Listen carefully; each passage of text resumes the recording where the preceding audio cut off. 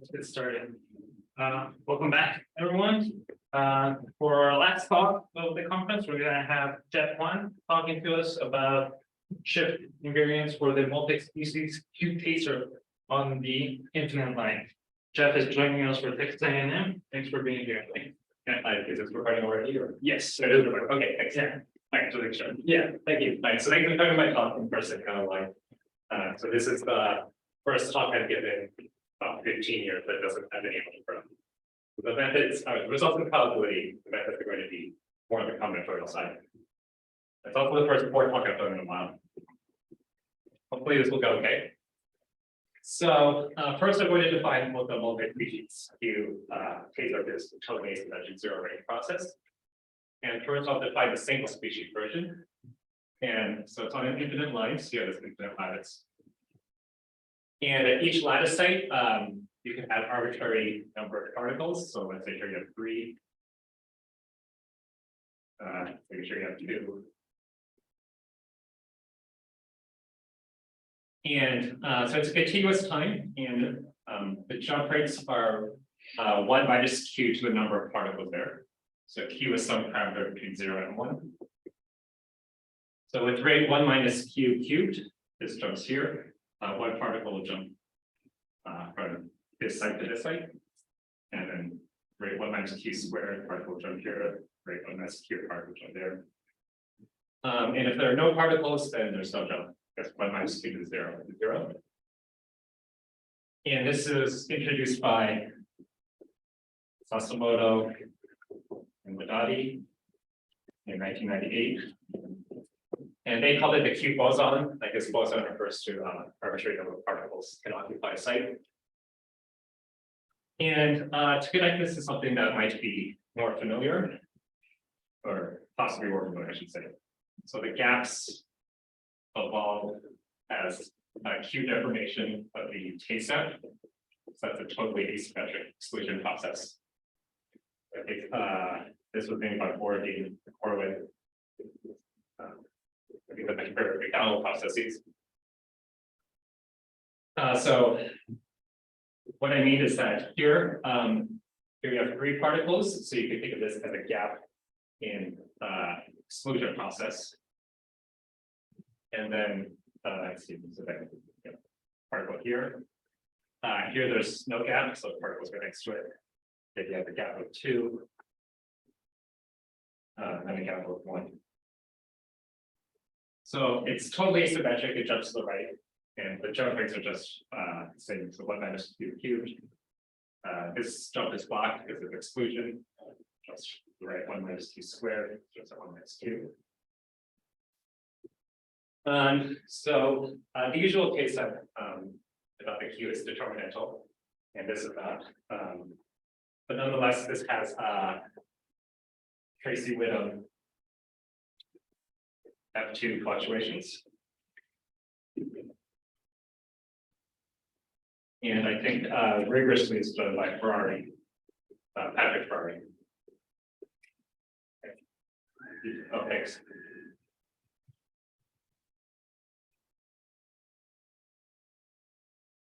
Oh, okay, now the no, I can see.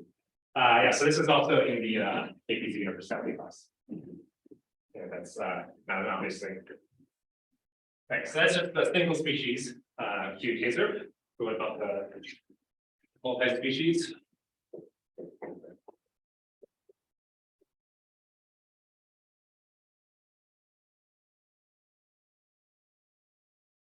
So this is also sometimes called colored or different classes. So these are just different words for the same thing. So this was introduced by Takayama.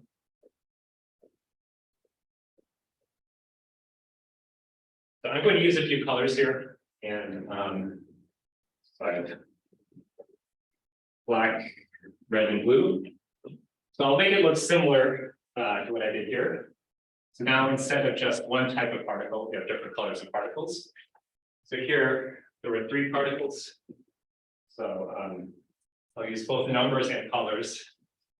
So here we have species 1 particle or class 1 particle in black, And then, so we make this a red or species 2 particle.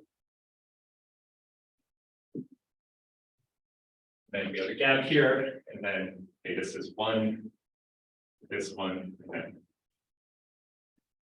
the second particle here will make this 3. So I hope that shows up. Right, so now the jump rates. Right, so before I say what the jump rates are, I'll say intuitively what it is. So the particles labeled 1, so that's called the first class particles, evolve ignoring the existence of the second and third class particles. And then if you consider first class and second class particles together, those evolve ignoring the third class particles. So the jump rates,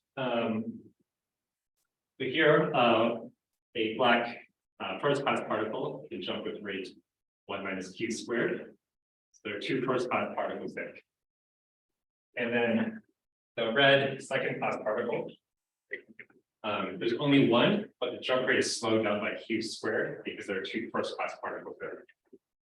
So this is those particles there. This q squared, I mean 1 minus q to the 1, with 1 particle there. And this jumps with rate q, that's 1 minus q, and that factor q is right because there's 1 first class particle here. This jumps with rate 1 minus q, this jumps with rate 1 minus q.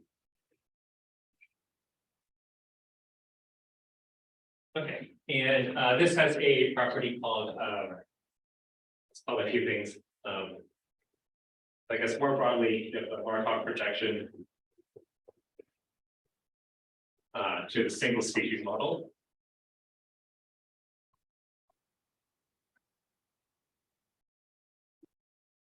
Well, this is sometimes called the colorblind projection.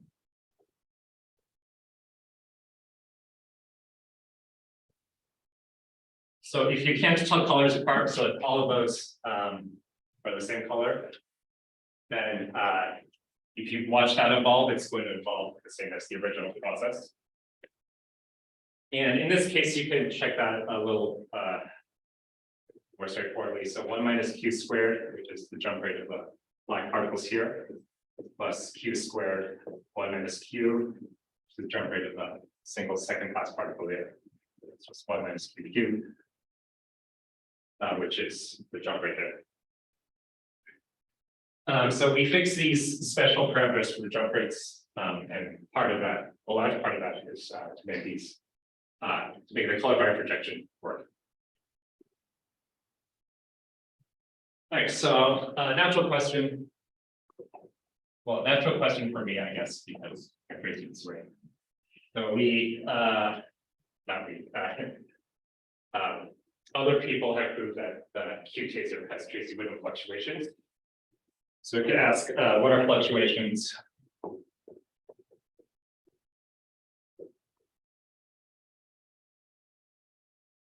of multi-species q-TAZR?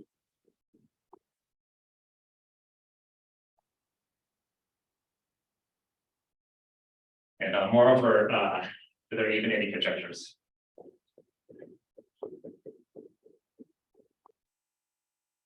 Yes. Should we be taking this as discrete time or continuous? Oh, sorry, it's not continuous time, continuous, I guess. Process, yeah. So exponential clock with jump rate is 6. Okay. Yeah, I'll say something about discrete when I get to it later. Yeah, thanks for asking. That's relatively important to find it a little bit. Yeah. So is there a way to get the multi-species case to case that? Oh yeah. So your question was about getting multi-species Q case step. So I tried constructing a couple Q case steps that ended up being like you can do it just by like formally, but it ends up being a little hard to visualize for example. So there's no generalization, you see the gap. Oh, okay. So if you did do it, you would have like one Q case step and another Q case step, and they'd be like coupled together. It would just be harder to describe it. Mathematically, it's the same. This is just easier to signify or write it. We're putting 3 on top of the 2 there with the transition property for that q, 1 minus q. Where would that be? You're talking about this 1 and the 3? Yeah, but if it was 1, 2, and if, like if we put a 3 on top of that first column, would that be? Oh, so if there were 1, 1, 2, 3. Yeah, Oh, that's a good question. Yeah, then it would be 1 minus q squared plus q squared 1 minus q. And then if there were 3 here, there'd be 3 particles, bigger or more particles. okay. That's what I thought. Good question. Great. Any other questions? Okay, so as far as I know, looking through the literature and talking to people, no one's at least told me about conjecture what these fluctuations are. I'm not saying nobody's done it, but no one's told me about it. Well, that's a natural question. There are other questions you can ask. I guess this is how a lot of us want to make these problems. Okay, so some progress. So first I'll state the theorem that would prove and then say how it relates to this question.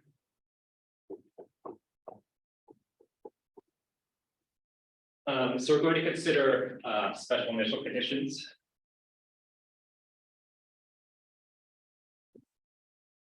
So we have infinitely many first class particles at let's site y1, and then some other site we have infinitely many second class particles y2, and then finally infinitely many n class particles yn.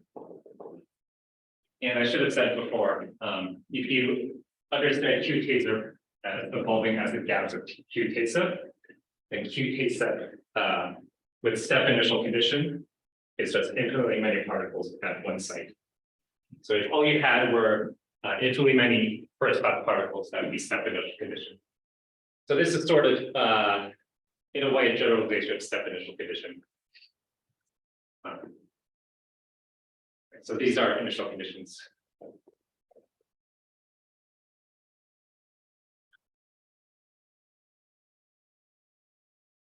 No matter how many blanks are in between. No, you just need y1 to the left of y to the left.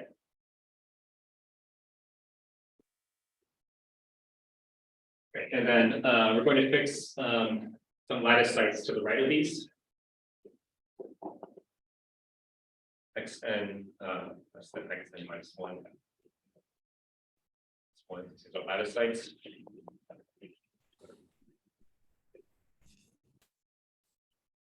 And for particle configuration, we're going to define height function.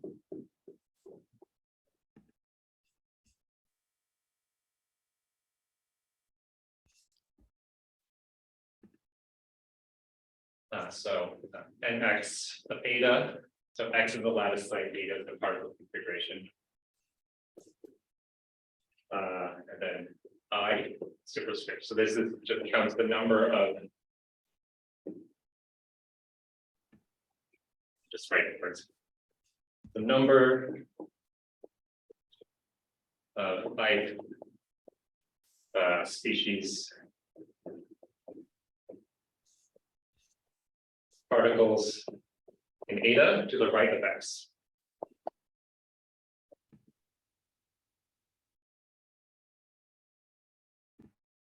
So this is the height function, which is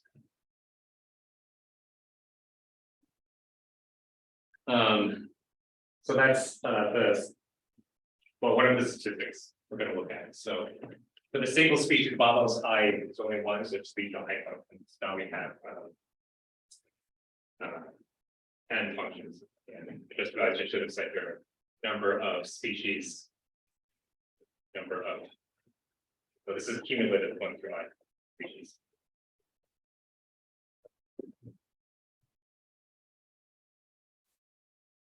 Right, so I'm going to walk over here. I think you can all see me. So now we're going to look at the cube moments of that height function. Well, I guess if you're watching on Zoom, you can sort of, but so we're going to fix non-negative integers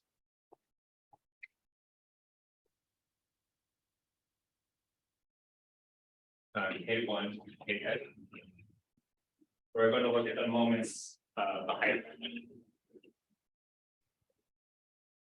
So if we look at the Q moments, so the initial conditions are what I wrote over there.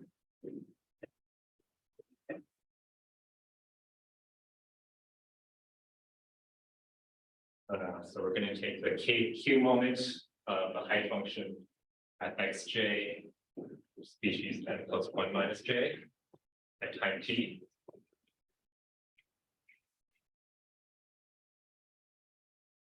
So this has a explicit contour integral formula.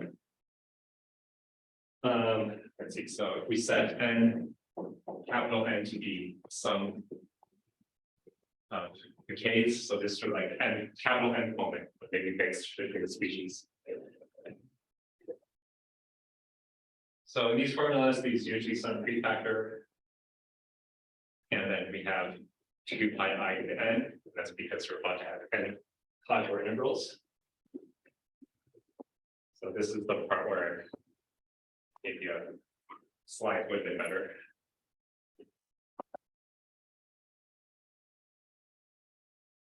Okay, so you have n contour integrals, and then there's this function b, w1 through wn. So b is a nice function, which I wrote down on the bottom page. Is like b equals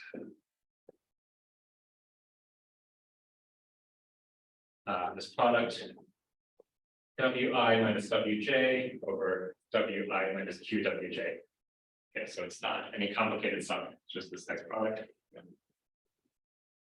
And then I equals 1 to n of 1 minus wj. And then you have these numbers, negative mj, e to the negative wjt, so that's where the time is. And mj is just, mj is the distance gets over here between the initial conditions y and the lattice sex ratios x. This is xj, xyj. Right, so you may have seen this formula before, you may have not, but the point is that this formula, this is the same. I should say what the contours are.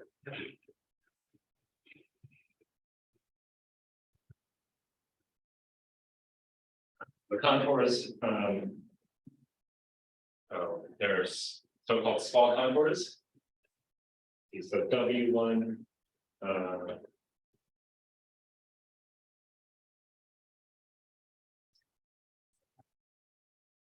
W1 contains Q of W2, Wn. WR contains multiple Q has the contours. 1, then not 0. Right. So I know this long formula and may be meaningful or may not be, but the point is that this is the same formula and contour integral formula as the single species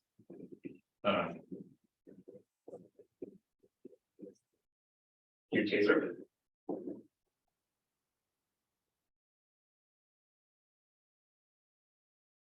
So the point is that we not only have this explicit contour integral formula, but the Q moments of the height function for multi-species q-TAZRP reduced to the corresponding formula for single species q-TAZRP.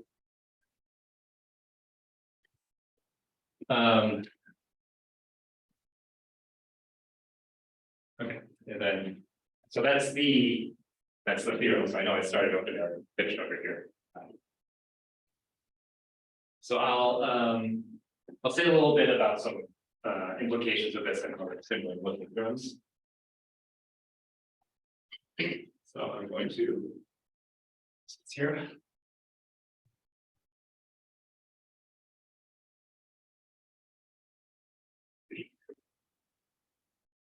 That's big time.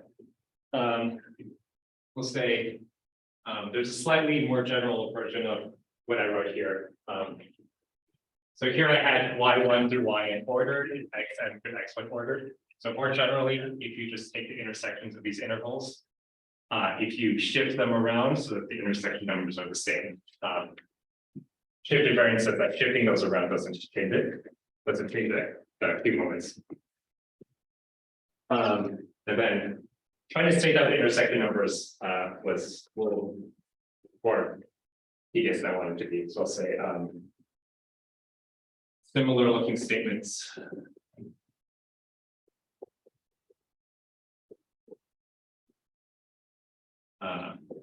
I'll shift and flip invariance occurred before. So in Borodin-Gorin-Wheeler, I think that's my citation. Shift invariance. And then Galashin, flip invariance. Yeah, so these occurred on the infinite line. It's not on the infinite line, on the quadrant for vertex models.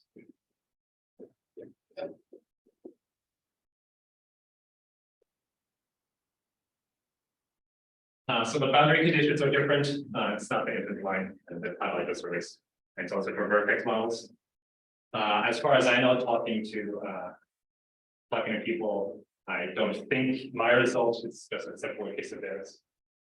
But I don't have like a rigorous proof for counting the same or counting a special this. But I'm reasonably sure, pretty sure it's a different result. All right, so I just want to put that out there. Well, appropriate citation. Okay, so some implications of the theorem.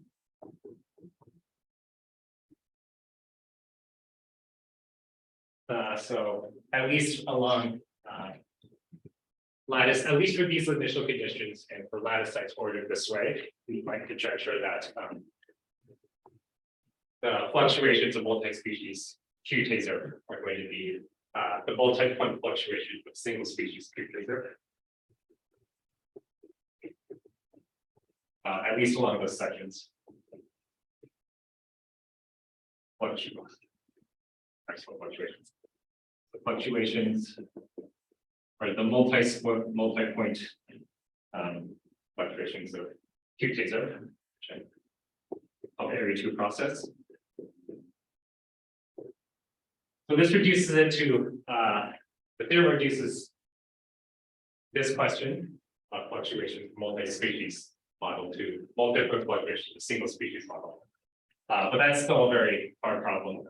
So recently, PNW-IP did multi-point 2-point fluctuations for stochastic vertex and Jeremy Castell and Sukar did fluctuations for ASEP, general initial conditions. So still a hard problem to analyze that. We also use this for explicit quadrantal formulas from Zenya's talk. So we can use this. So we plan to use this for rates of decorrelation. So for long distances apart, the height functions will be uncorrelated, so we know we can calculate at what rate that goes to 0, or the correlations go to 0. And I did one example for asymptotics and diffusive scaling limit, which I guess could have been done for the single species model. So there's not there.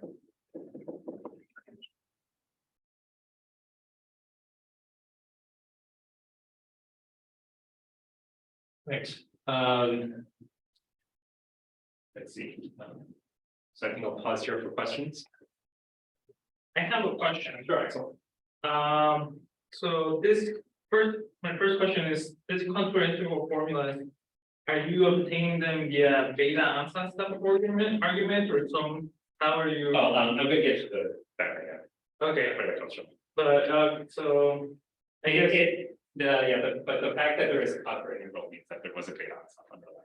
okay, It's a and, little bit more complicated with different colors. and I guess now my follow-up question is, can you do these things on a ring? Good summer. I doubt it.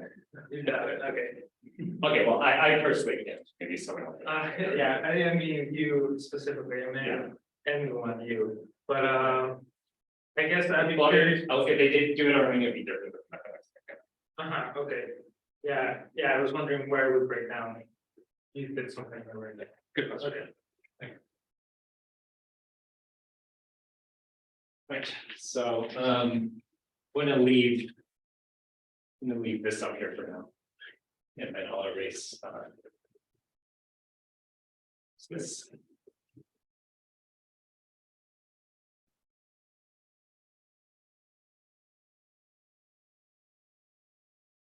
Okay, so. I'm going to outline the proof. Obviously, not going to go into too much detail. So this, a few steps across several papers. So the first step, which I'm actually not going to talk much about, because Sonia had already talked about it a bit. It's Markov duality. Let's see, do you want to write out steps first? Okay, I'll do that outline first. Sorry, quick question. Uh-huh. This is where the ring stuff breaks. Yeah, that's what we're going to You don't have Markov duality in the ring. No, I don't. Okay, great, thank you. Yeah, so it's the first step. And then some contour integral formulas.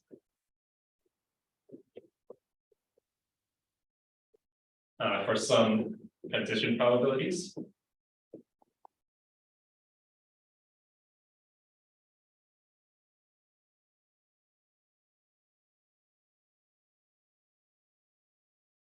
Yeah, this was another paper.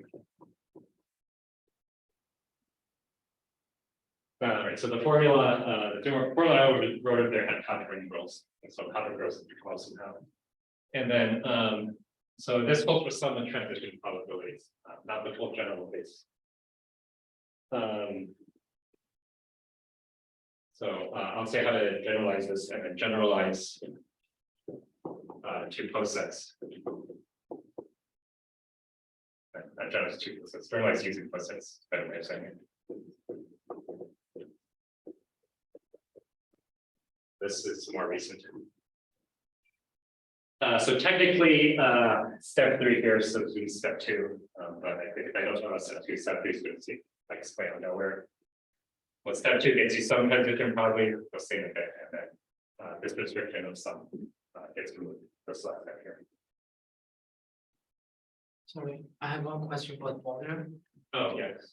So I think like there is another system of particles defined by Borodin by it's called Q-Han particle system. Yeah. Yeah, I think they have very similar contour integral formulas like for Newton, especially for the contours and integrand. Looks very similar. Yeah. So the q-TAZRP, the q-TAZRP is also called the q-boson, and that's a special case of the q-Han boson. Oh yeah. So my duality here also holds for the q-Han boson.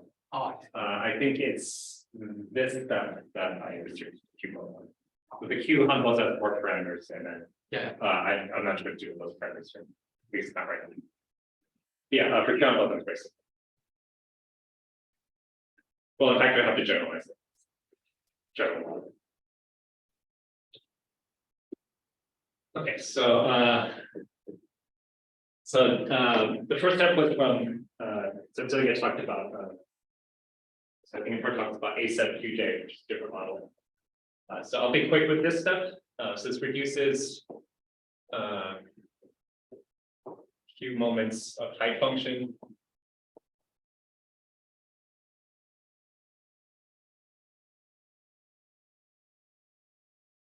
to the finite particle system.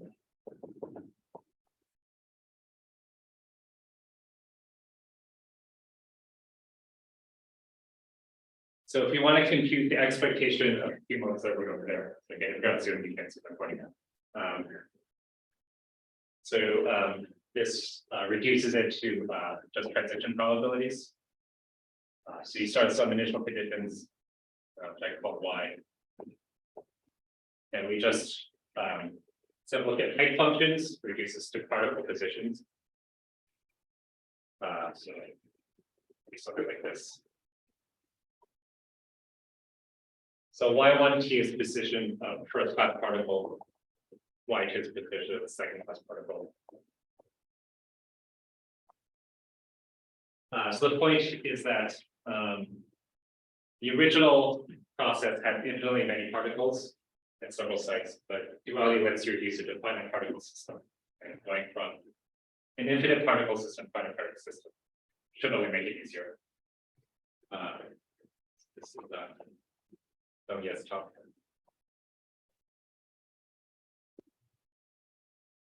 And so she mentioned ASEP q theta, which also theta intending goes to q third. All right, let's see, or space. Okay, so that was so I'm being quick with step one. So step two, contour integral formula with some transition probabilities.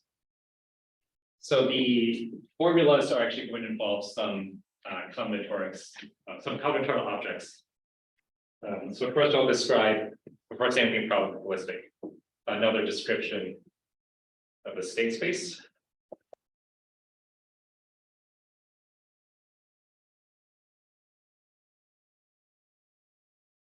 And this is going to be a little bit combinatorial. So I'll leave the formula up there. I'll erase this.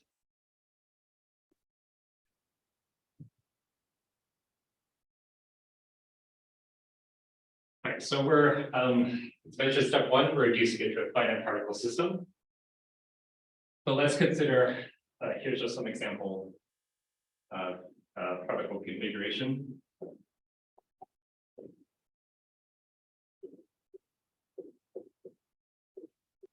So I think I have 8 particles here.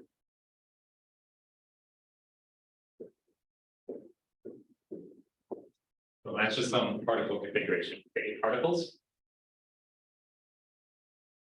Right, so there are two, well, at least 2 symmetries acting on this. So the first is that there's 3 particles here, there's 2 particles here, at the same site, 2 particles there, 1 particle there. So if you permute the 3 particles here, that's going to leave it the same. Permute the 2 particles here, that's going to leave it the same. So we're going to define one subgroup.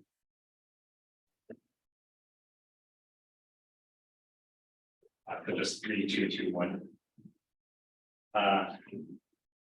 Okay, so I said the word group, which is technically algebraic. I think symmetric group is hopefully basic enough.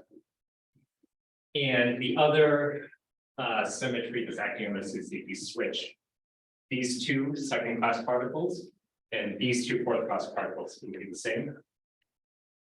I'm going to write this over here. So H is 1 first class particle, 2 second class particles, 2 third class particles, 2 fourth class particles, and 1 fifth class particle.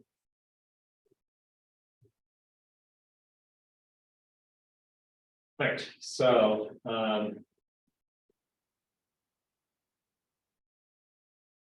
right, so you have 2 different subgroups, and there's a result from combinatorics.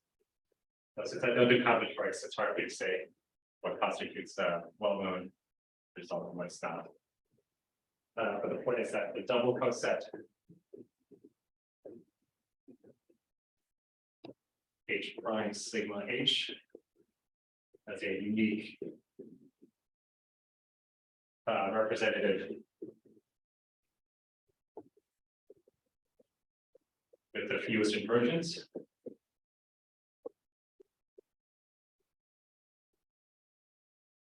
That's a little hard for me to understand abstractly. So for this example, So in this case, the way I visualize this is, so I just take these particles right in order, so 1, 2, 2, 3, 3, 4, 5. So writing a permutation in one line notation. So the 1 is the second part of this to the right, so the 2 here. And then the 2s are the first and fourth most from the right. This is 1, 4. And similarly, 6, 7. The third class particles are 6 and 7. Fourth class particles are third and fifth. And fifth class particles 8. So we, in principle, this doesn't have to be unique. For example, there are 2 fourth class particles, third and fifth from the right. So we could switch these, but if we switch these, it would have more inversions. So we pick the representative permutation of diffuse inversions. So it's a general combinatorial fact. This holds, well, for the symmetric, but also for consonant groups. At least for me, I just try to think of a concrete example, and hopefully that's fully something you can figure out how to construct it explicitly in general.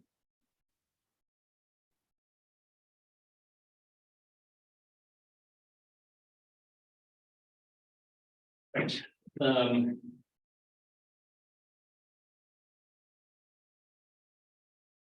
So I'm going to say the canonical formulas for subtransition probabilities. See, so I'll erase this top line here.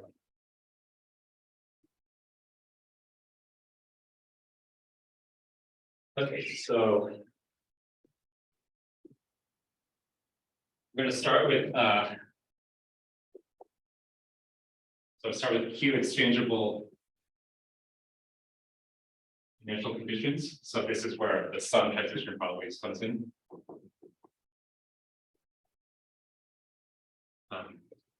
So Q exchangeable means that if you it's random initial conditions.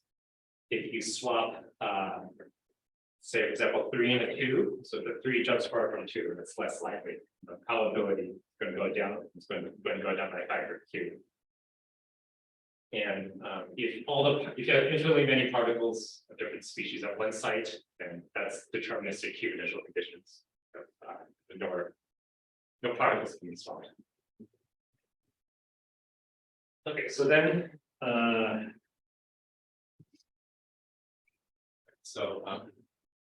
with Q initial, so the colors, or I guess the species are distributed as Q initial conditions, and they're located. For the initial conditions, particles are located at some sites Y. So using Y flip vertices, Y1 through Y head. So the probability with these initial conditions that at time t, the particles will be located at sites X and with permutation representative sigma.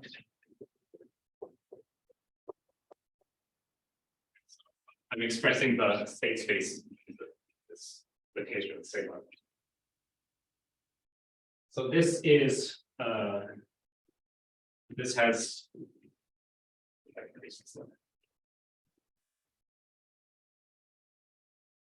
this formula is 2 terms.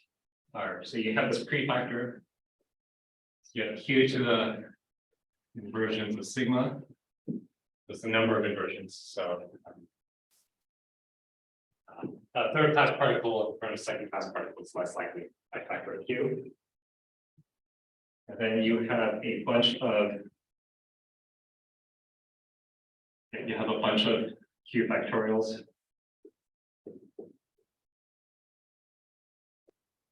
So you don't really have to know what this is. I'm just writing it out so you can see how messy it is. Well, maybe it's not that messy. You can see it.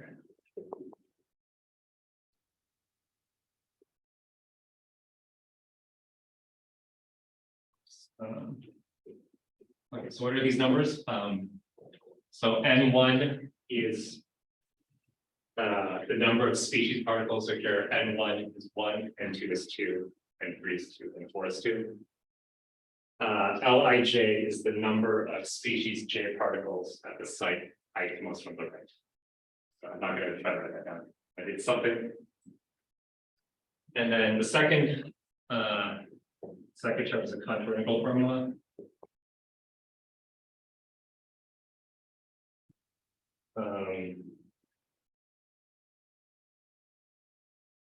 So n-fold, and then so now this is a summation for the symmetric group, the tau,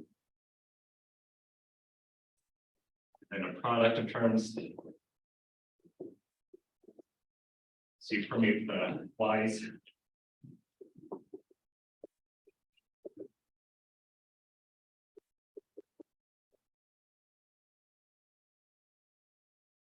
Product. This is the product. Getting another product here. Product over J. So n-fold integral.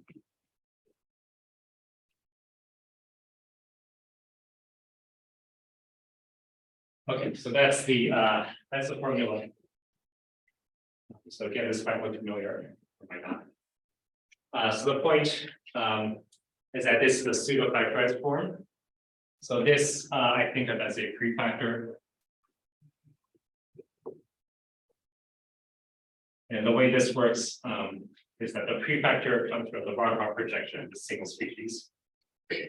And then this term is from the single species.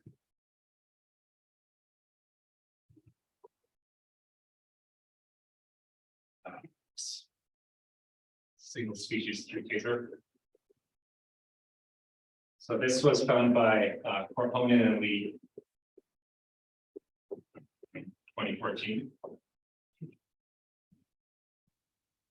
And then in homogeneous version was found by Wang and Wong a few years later. So you take I took their single species formula. If you use a Markov projection, the contour integral part actually stays the same. And you just have this prefactor to ensure a Markov projection. What are the contours? I'm sorry, What are the contours for the contour? Oh, yeah, these are large contours.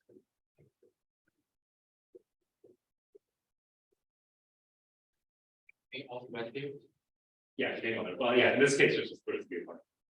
And well, I guess sorry, a tau is good question, right? Inversions of tau. Negative q w beta plus w alpha. W alpha. This was q w alpha plus q w beta. So this is the probability when it's not on the exchangeable. Yeah. What do you mean like exchangeable? Right. So it's just so probability of for the rigorous definition, probability of starting at some x sigma is proportional to q inversion of sigma, and then normalized by whatever times some probability of x. So if you so first class particles should be for the second class particles. If you move the second class particle for the first class particle, so probably that's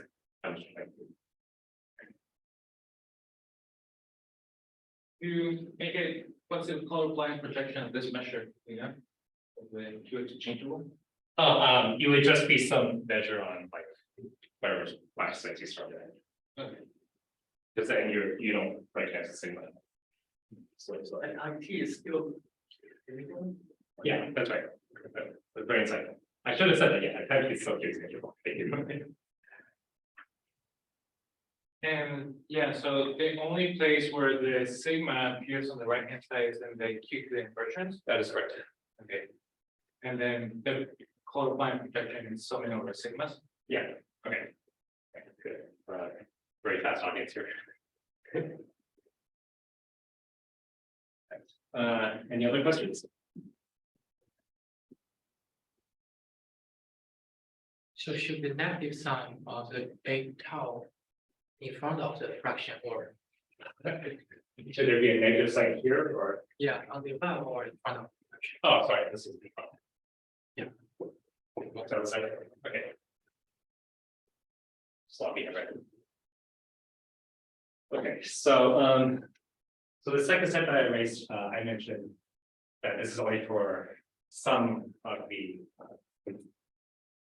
So the sum comes with the fact that we're assuming Q exchangeable initial conditions, which in general, we also think more generally that. And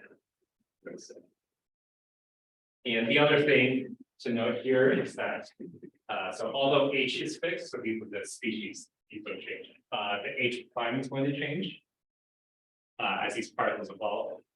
So not only does this coset representative change, the subgroups on the left action also change. So if you try to do the next step using just this notation, so what, well, at least what I found is pretty difficult. So I got stuck on that for a while.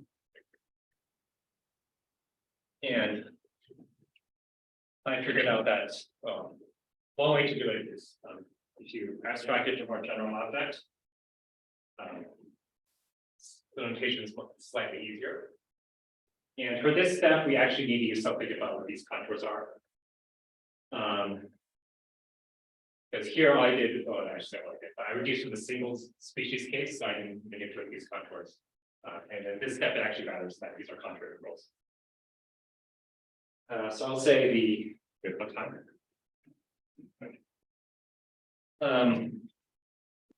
So we're going to define a partial order on the state space.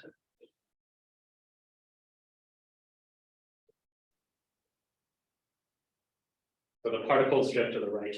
So x1 is the location of the first class particle, x is the location of the nth class particle.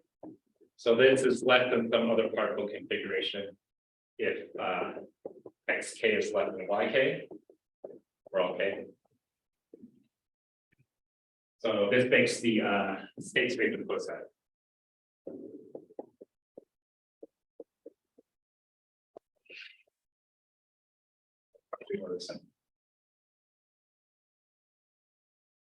And then the totally asymmetric zero range process is totally asymmetric, so it goes to the right.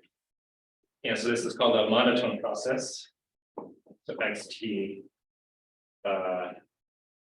Markov process on a poset is monotone. If the ordering only goes up as time goes on. So if time increases, the state increases under the partial order.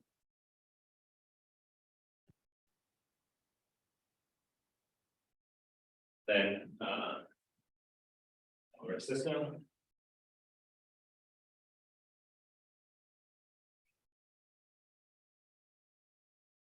And the zero range process, particles only jump one minus side of the zeroth chamber. So we're also going to assume that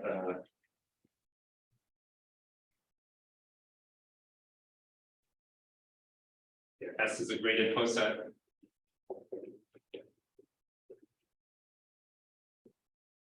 I believe this is standard notation, standard terminology. So this means there exists a function called the rank function from the state space. Right? S is for state space. Natural numbers such that the rank only increases, so the ordering increases. And if X covers or Y covers X.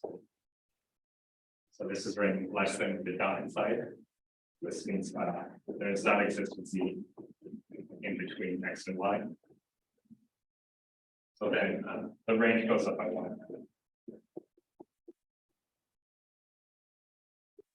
And this is a fact that its nearest neighbor to particles range up 1 minus side to the right.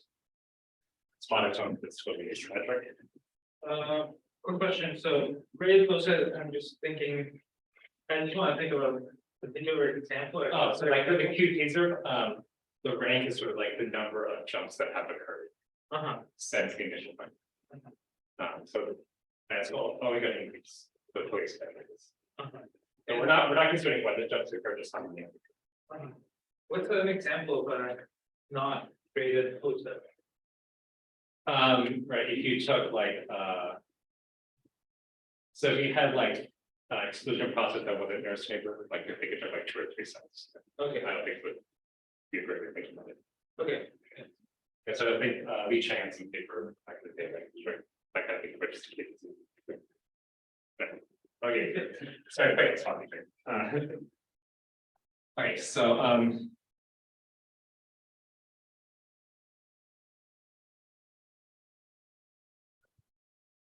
so Axel's question actually leads into my next point. So the rank function only considers the number of jumps, not when they occur. So we're going to consider a discrete time embedded chain. Right, so I think, but I'm not sure if discrete time embedded chain has come up before. But just it hasn't given a continuous time process. Right, so let's go back to Carl's question about discrete continuous time. So here now this continuous time process. Xt the generator L of xy. So the discrete time embedded chain basically just only keeps track of the jumps and what jumps occurred, but not when they occurred. So the discrete time embedded chain is the Markov chain with probabilities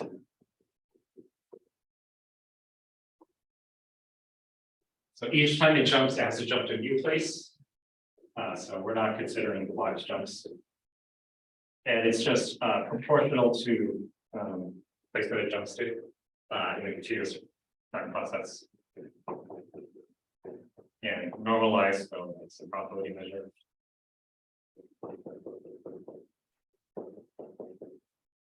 So in other words, if you ran a continuous time process and you consider a discrete time chain, that only considers when it or where it jumps to, but not the times that it jumps. That's what that is.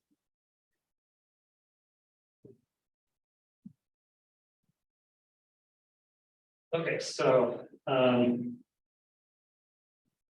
the next thing I'm going to state is general for monotone. Essentially, monotone Markov processes on graded posets. I think that's all the subjects I need, of which the multi-species q-TAZRP is one of those. So this next step doesn't involve hot particles yet. So this is just a general statement of Markov processes on posets. It might have occurred before in the literature. But I didn't find it, so I'm not entirely sure this is new. So the quantity we want to consider is you start with some initial conditions on a poset, and you want to know that at time t is less or equal to some value y. So the idea is to decompose this into the discrete time chain and the holding types. So if x of t, or x of t is less than the y, if it only at time t, the number of jumps that has made, it is still less or equal to y. So I'm going to just sum over n. So it's just all possible number of jumps that could make. And then this sum is over all paths pi from x to y of length n. So the path is going to be x z1 minus 1 y. So if it's at time t less equal to y, that means it's just somewhere along here. So here, this is, I think, probabilistically a little bit different than if we consider the entire history. So y is the discrete time. Y is discrete time chain. So this is just saying the places it's jumped, it's still along the way to y. And then we need to do something about continuous time. So we define the sum of exponential holding times. So E pi is the sum of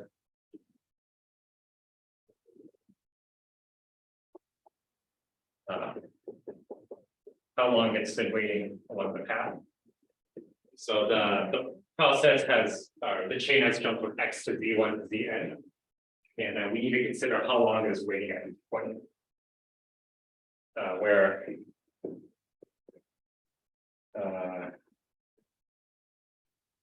epsilon z are independent exponentials of rate. So that's just the amount of time spent there. The amount of time spent there is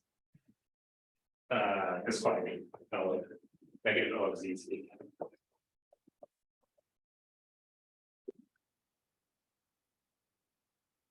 So, right, so just to say it again, at time t, the process is less equal to y. So you decompose it, it curves into how far has it jumped by time t, and it's jumped like n times. And the number of jumps it has made has to be at a point where it's still less equal to y.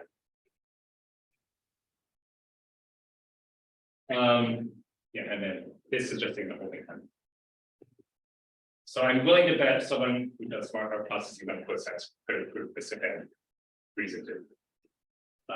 So this is just entirely Stephen posets or Markov processing on monotone Markov processing on graded posets. Oh, sorry. Yeah, So here the path we describe from x to y. So x and y are still satisfy the poset structure, right? Yeah. That's right. And up to n step. So means for each one step, you kind of shift a little bit from the iteration state. Okay.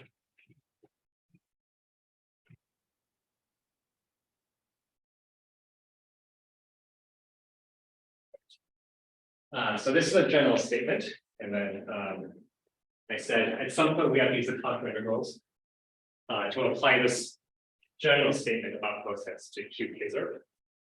So we have these independent exponentials of rate, just holding times. So this is where we need to go back to. Here's where it matters that these contours are these.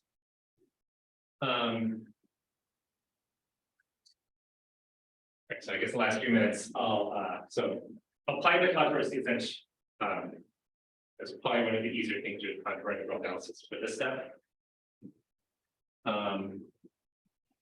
No, right, it's right here. So I think the most complicated identity that I used was relatively simple. So in order to prove the theorem, we apply that proposition here. And it's important that the contour integral looks like this. It turns out the only step we needed, I should say, here's just an example identity.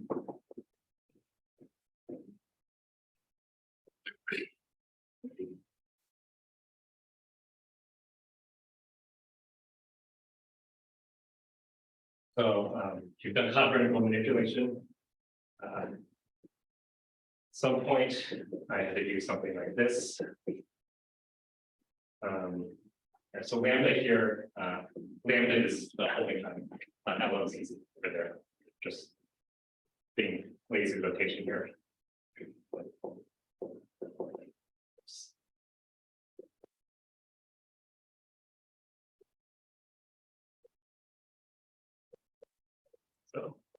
Okay, this is a point where I should have done slides. Okay, and then we have this B.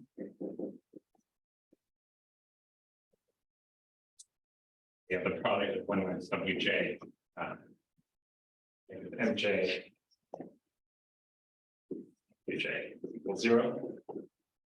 So this is just an example of something that you prove at one of the steps.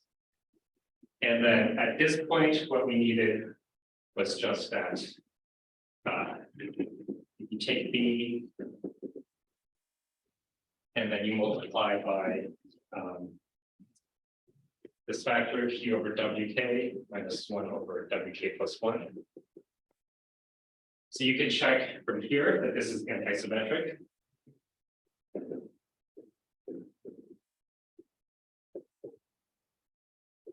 And that's actually what you need to do. So there's one calculation. It's anti-symmetric. With the contours like this, it forces it to be 0. But you're saying it's 0 because it's anti-symmetric? Yeah, and you want to. Yeah. So what is lambda mu? Oh, sorry, lambda x is so the thing involves the holding times. Sorry, I said this, right? Okay. So it's the holding times negative lambda x has. So we're pretty much out of time. About that. For this step, actually, that's all the convertibles. It's not as complicated as other things you've probably seen. So here it means if this counter interval is 0, then that means the whole thing will be analytic, or you do some random calculus to evaluate this counter interval. Yeah, it involves some of the residues here. Right. So it involves not just what it integrates. So you also calculate the residue. Yeah. Then in the end you will cancel. Right? Yeah. So I think I'm a little bit over time. Take all the time you need. Okay, We're not going anywhere. well, the tangent span by the way. Right, so next things I'm looking at are generalizing this to ASEP. So one of the things here is that, well, it's still going to be graded, but it's not going to be monotone because it's going to jump to the right and to the left. This jump's going to occur in both directions. So in particular, this formula here, this required to be monotone because I was saying at time t it's still left and equal to y. But for ASEP, it could be not comparable to y at some point and then go back. So this, this path is just to be a lot more general. So you can go really far out and then we come back. And that would require some estimates that that's not likely to happen.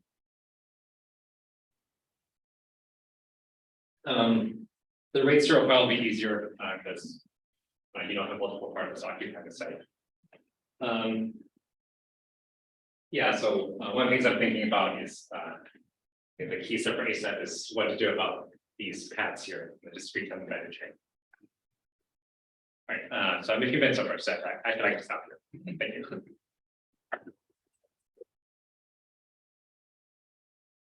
Questions? So for the proposition you mentioned, is that possible with some special choice of this generator? Can we simplify this summation or evaluate this summation? You mean like in the most general case, or do you have to repeat this? I mean, for example, if we set out the generator, Oh, here. yeah, you Okay. use the specific form of the generator, Um, and you can find the exponential rate explicit, right? And is there Yeah. any possibility for us to simplify or simplify this sum. whole summation, right? Well, for q-TAZRP, it's like a combinatorial summation there. For something like ASEP, I was looking at like paths on like Young Tableau, and there's some formulas for that. Because so I read it earlier. Here for ASEP, it's finally making particles, so it's like paths along standard Young Tableau with a certain number of rows. So that's sort of like a combinatorial thing with context of ASEP. Because actually the summation here, you can regard this as the last positive population type of summation, right? Because Oh, yeah. everything from x Yeah, and y and follow some population and you're taking the sum over all the possible paths. Yeah, that's true. Right, so you're saying maybe for some places p pi is. Right. Oh, I see.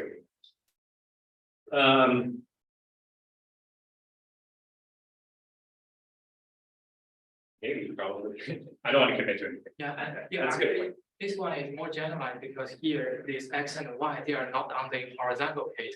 They already shifted by the, like, you define this poset, right? Yeah. So X and Y, they will be, X will be less than Y. So it's kind of a parallelogram instead of just a rectangular for the, last part calculation case, right? You are actually on different region for the population model. So I think that'll be somehow generalized the result for the usual last passive population again. If we can evaluate this summation for some special case. Oh, yeah, so, right, so if the question is, there's some special case for simplified, then that would probably. I don't know if simplified specifically in case, but that's not the case. Because Last I passive population, that's simplified. think there is one formula you can actually evaluate this summation and For last passive population. yeah, for Okay. I think get a determinable structure for the transitional probability, and it's quite nice. Yeah, well, q-TAZRP sounds different. Yeah. But yeah. Yeah, I would imagine in some cases. Probably. In some specific. That's a good point. I'll try to look at that. Thank you. Other questions? I had a question. Okay, so from what I understand, the gist is that formulas kind of specialized to the one species TAZRP, the contour Yeah. formulas. And I was wondering about initial conditions. So, and like asymptotics, so in your asymptotic analysis, are you just restricted by the asymptotic analysis that's available for the one species? Yeah, so I think most of us, or if not all of us, believe that multi-species q-TAZRP has. Well, multi-species q-TAZRP with that deformed second which should have every two fluctuation, but that's not easy to prove that. Yeah, okay. So yeah, that's. So like if you, I guess I was wondering about the general emission conditions. more than- Yeah, whether they get to your asymptotic, but because you seem to be just working with step and generalization of step. Yeah, even something like Bernoulli, like get multiple species, even that's not so like immediate to kind of define. It's like multinomial. Yeah, it'd be a lot harder. Like it took me a long time to do this. Okay. Yeah, general measure conditions. Yeah, I don't have a bunch of insights right now. Okay. Yeah, well, Yeah, it's gonna try to go ASEP. ASEP is step initially. that's always first. Any other questions? Well, if there's no more questions, let's thank Jeff again. You're all free now.